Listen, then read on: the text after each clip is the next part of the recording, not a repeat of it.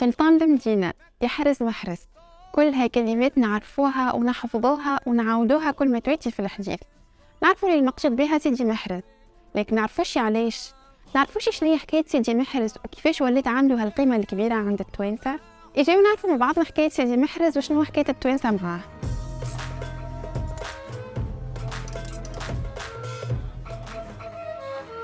الاسم الكامل محرز ابن خلف ابن زين، النسب متاعو يرجع لسيدنا أبو بكر الصديق. تولد عام 951 ميلادي في أريانا، وتوفى عام 1022. سيدي محرز تعرف في تونس بزهده ودينه والورع اللي كان عنده، حتى من العائلة اللي تولد فيها كلها معروفة بالزهد والتصوف. أولاد خالته الفقيه المالكي الكبير أبو زيد القيرواني، والولي الصالح المعروف في جبنيانة أبو إسحاق جبنياني. كما كان بو زيد إنسان فاضل ومتزهد، حفظ القرآن وخذ العلوم الدينية من اللي كان صغير. كي كبر شوية مشى يحج بيت ربي، وفي طريقه لمكة تعدى على مصر وغادي يزيد قرا العلوم الدينية. كبر سيدي محرز ولا قاضي كبير وشيخ يعلم الصغار القرآن ويعلم الكبار في الدين.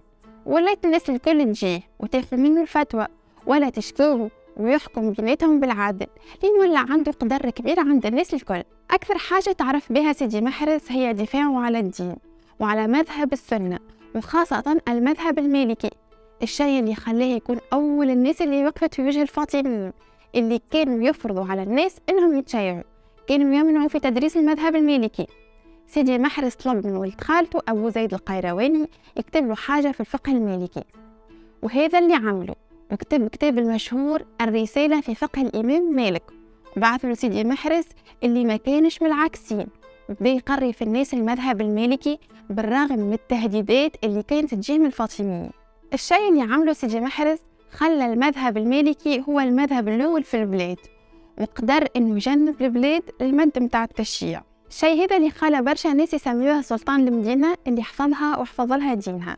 الحاجة الثانية اللي تعرف بها سيدي محرز هي رعايته للزويولة والفقراء، اللي بنى لهم السوق الصغير، عملوا في منطقة الساقية اللي كانت في البلاصة اللي هو ساكن فيها، وهيك علاش تسمى السوق بسويقة، وتسمى من بعد الباب تاعها باب السويقة، وكان هالسوق من أرخص الأسواق.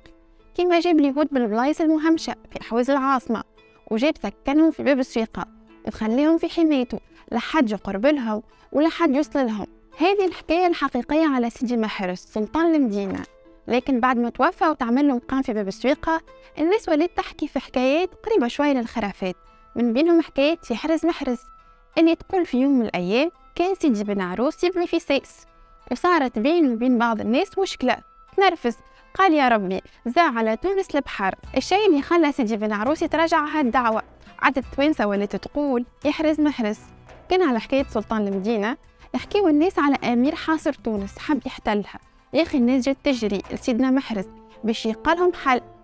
هو الحكاية اللي سيدي محرز بيت ليلة كاملة يدعي باش ربي يحمي تونس. قاموا الصباح سمعوا بالأمير مات وهو في خيمته والجيش متاعه رجع.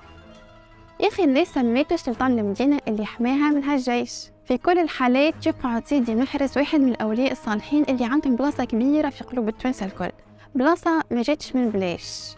أما على خاطر الناس هذا مخليو بصمتهم في التاريخ، بصمة سيدي محرز إنه كان سلطان المدينة. وانتم كان تعرفوا حكايات أخرين على أولياء صالحين تحبوا نحكي لكم عليهم، اكتبوا لنا في الكومنتات.